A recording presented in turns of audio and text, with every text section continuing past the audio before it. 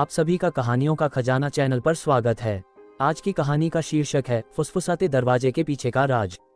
रोहन एक सफल बिजनेसमैन है जिसकी 7 फैक्ट्रियां और स्विमिंग पूल वाला आलीशान विला है।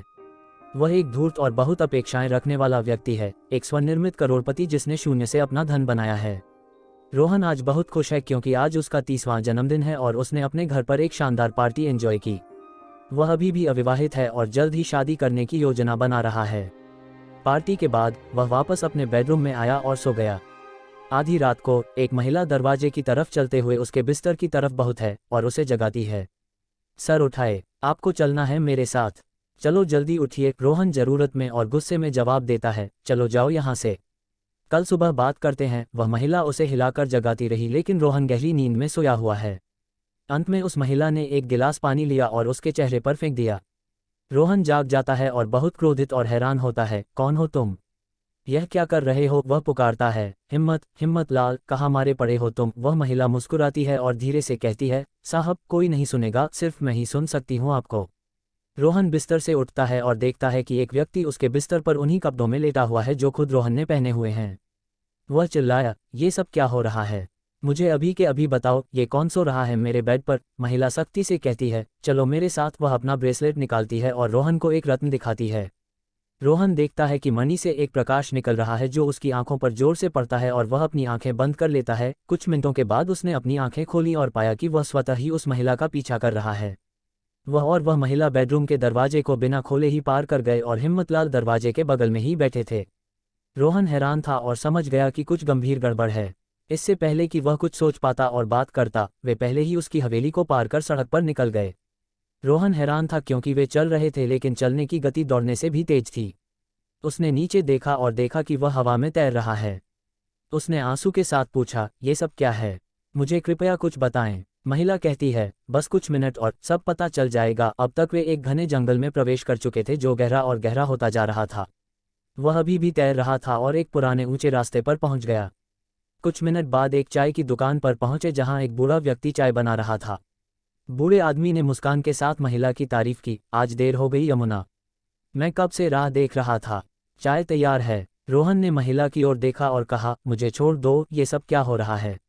मेरा घर, मेरा पैसा, और यह क्या है? मैं उड़ क्यों रहा हूँ? यमुना ने जवाब दिया, रोहन तुम मार चुके हो और अब यहाँ से आगे तुम्हें कोई और ले जाएगा। कोई फिकार मत करो। जब वह तेज आवाज में बात कर रही होती है तभी उन पर रोशनी पड़ती है। मोटरसाइकिल की तेज आवाज आती है और एक भैया दिखने वाली मोटरसाइकिल उनके सामने आकर रुक जाती है। एक बलवान आदमी 7.1/2 फीट का होगा अपनी बाइक खड़ी की और स्टॉल पर आया। उन्होंने कहा, क्या बाबा, चाय तैयार है ना? बाबा ने एक ही प्याले में चाय बनाई और बोले, रोहन चलो चाय पी लो। रोहन गुस्से में था और बोला, कुछ नहीं चाहिए, और पूछा कोई तो बता, पर रोहन अपने आप सारी चाय पी गया।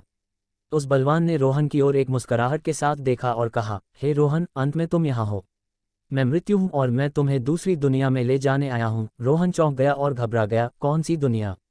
क्या मतलब है तुम्हारा? मौत ने जवाब दिया, तुम मर गए रोहन। तुमने एक क्रूर और स्वार्थी जीवन जिया जिससे कई लोगों को दर्द और पीड़ा हुई। यह वह कीमत है जो तुम अपने कार्यों के लिए चुकाते हो।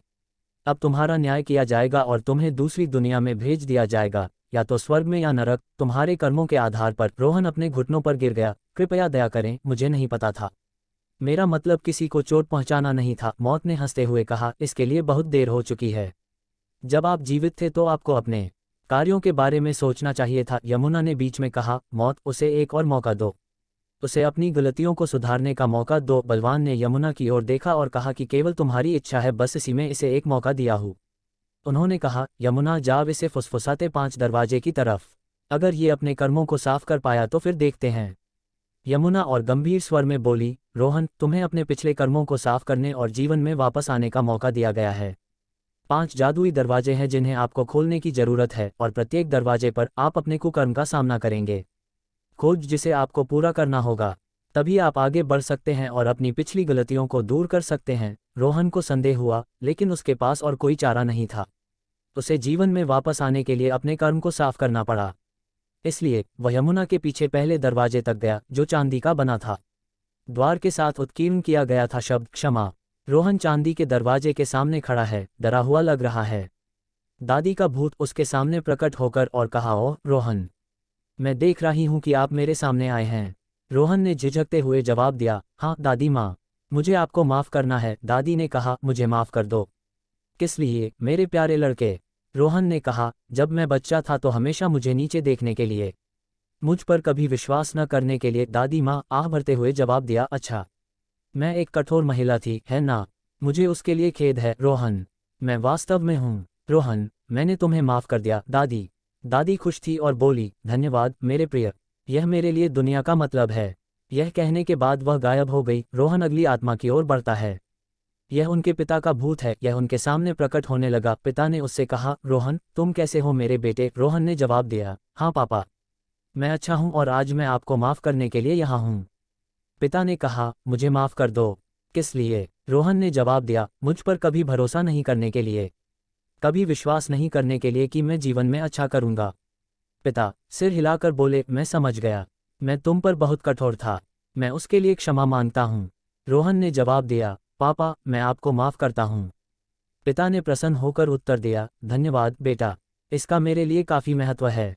वह भी गायब हो गया। रोहन अंतिम आत्मा की ओर बढ़ता है। अगर आपको कहानी पसंद आ रही है तो कृपया लाइक करें, और अच्छी कहानियों के लिए कृपया सब्सक्राइब भी करें।